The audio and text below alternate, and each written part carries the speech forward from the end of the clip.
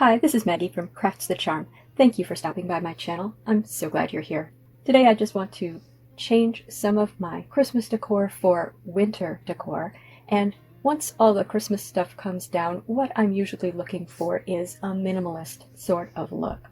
I'm going to begin with my outdoor wall decor. So you may recall when I made this decor, I used some soda cans, some Coca-Cola cans, in fact, to make a star for the middle of this wood fence star or snowflake that I change out seasonally.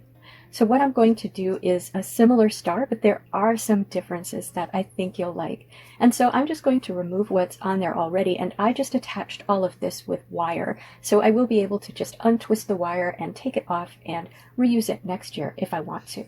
Now for the winter, what I'd like to do is create another star like this. So it is going to be the same process where I cut open my can with a box cutter and then finish cutting it with aviation snips to get one rectangular piece of aluminum, which is roughly 4 by 8 inches.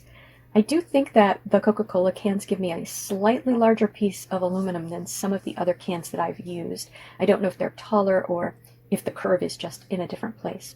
But once I have my flat can, I'm going to take my pattern piece and trace around it with a Sharpie onto the can. I made this pattern piece by creating a 6-pointed star and then cutting out one of the points, and then I actually enlarged it a little bit on a copier to get the right size. This might actually be a little bit too large because my star doesn't fit together perfectly, but we're going to go with this.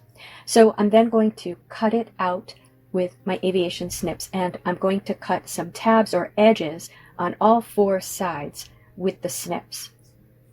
Now, here's where the difference is. I'm not going to use the Coca-Cola or other side of the can. I'm going to use the aluminum colored side. And the first thing I'm going to do to try to keep this relatively flat while I work on it is fold those tabs under. Now I'm going to have to unfold them, but I found that folding them under to start and then folding them under at the end helped to keep this piece relatively flat.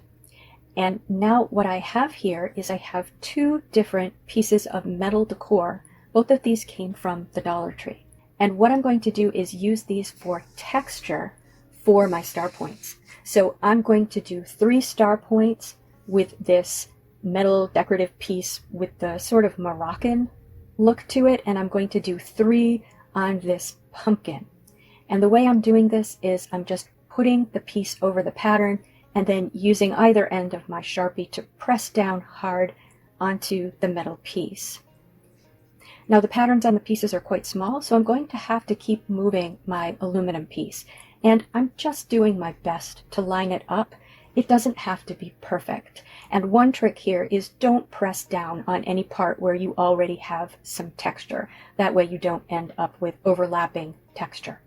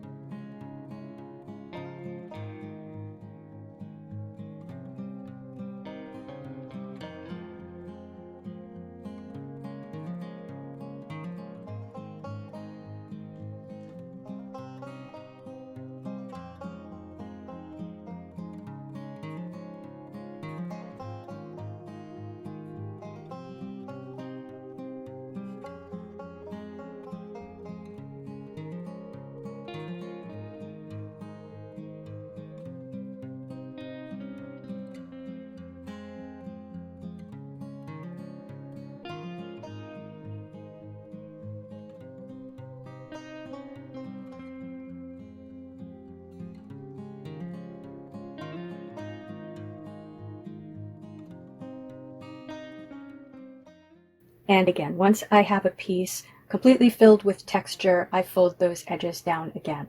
I'm also careful not to get too close to the edges when I do this. Now that I'm finished giving texture to all of the pieces, I'm just using some alcohol to remove the Sharpie. And now I'm just going to use an ordinary office stapler to staple all of those edges together on the inside. I did find this was easier to do if I duct taped them together first.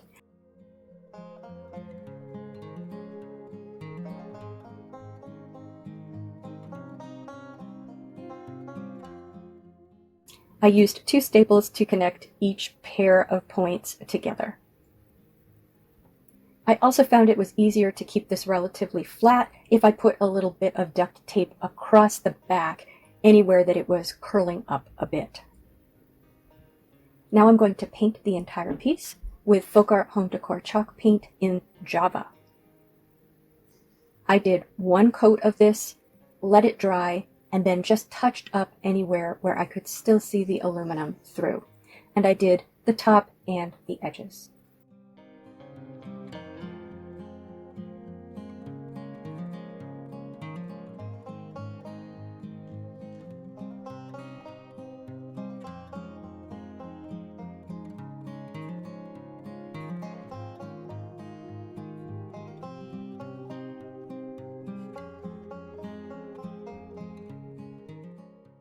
Once that was completely dry, I dry brushed over this with Folk Art Home Decor chalk paint in Cascade.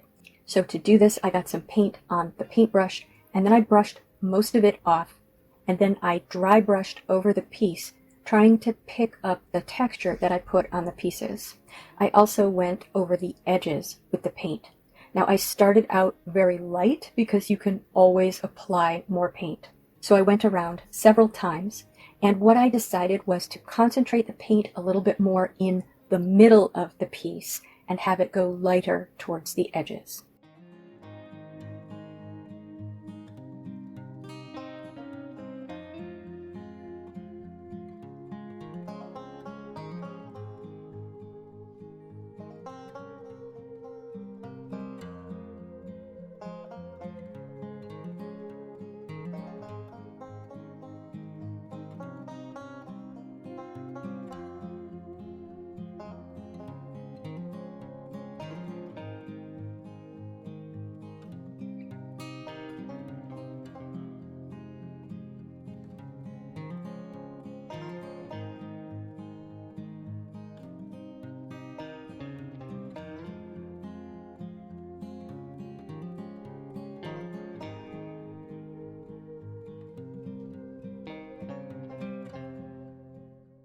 Now I want to put a snowflake in the middle of that, so let's turn to the snowflake. So for the snowflake, you're going to cut open your can in the same way, and we're going to use half of the can, so roughly a 4x4 piece, to make the snowflake. I got this snowflake pattern online. It's not perfect, but I'll include a link in the description. Now what I found with the snowflake, because I want to cut out some of that decoration on the inside, is that the can really isn't strong enough to handle all of those holes. But if we put some duct tape on the back of the can, it is strong enough to handle those cutouts in the snowflake. Now the duct tape does make it a little bit harder to fold the can, but it's still very doable. So what I did is put a couple of pieces of white duct tape on the back of this. I chose white because I'm going to paint the snowflake white. I then traced around the snowflake, and I traced the inside where those cutouts are.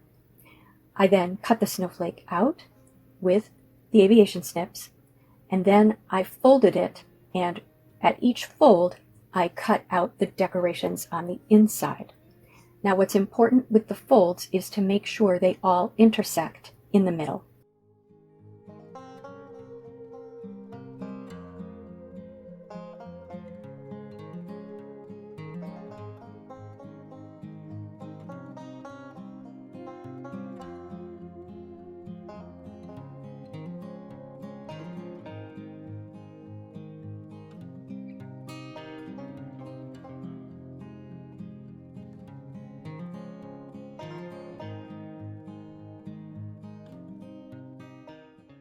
Once you have all the shapes cut out, you might want to sharpen your folds and then fold them together so that you get a fold going the other direction, so an inner fold where those inner points of the snowflake are.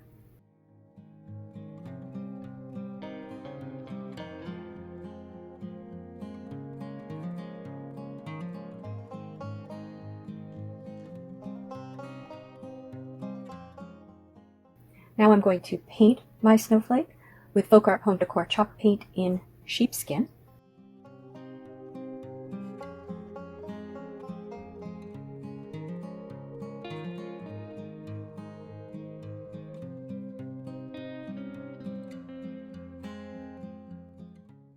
And once that is completely dry, I'm going to sand some of that paint off. This is a 60 grit sandpaper, and I'm just sanding off enough to let a little bit of that aluminum show through. Now I want to attach my aluminum star and my snowflake to my fence piece star. So the first thing I'm going to do is drill some holes in the edges of the star. And I ended up only attaching this to the wood in 2 places. So I only needed to drill the holes at the top and the bottom. And that's just because I don't have any silver wire right now. I'm waiting to get some. So I will probably attach it on all 6 points once I have the wire. So I also want to attach the snowflake to this, but I don't want to glue it to my star. So what I'm going to do is glue some wire to the middle of the snowflake. So I'm just putting a puddle of hot glue in the middle of the snowflake and then putting wire folded in half, the folded part, into that puddle of glue. And I'm then going to push it through the middle of my aluminum star. And then that will go around my wooden snowflake.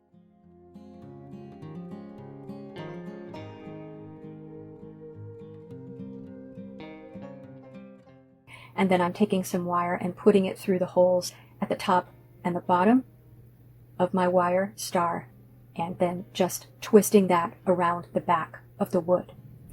Now again, I didn't have any silver wire, so I decided to use some black Florist's wire.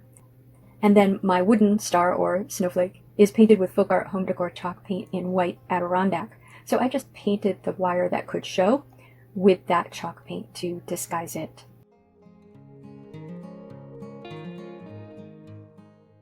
And here is the final piece.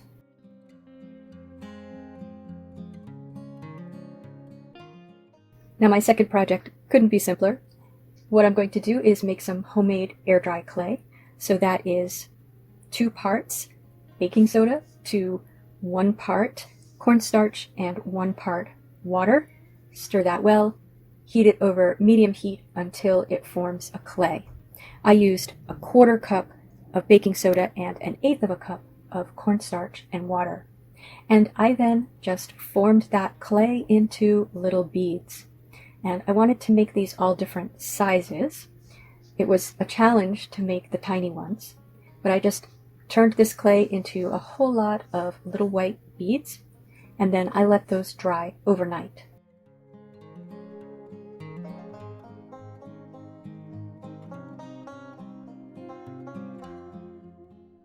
I then found some branches in my yard, and I used hot glue to glue my little white beads to the branches, and I just glued those at sort of the junctures of the branches.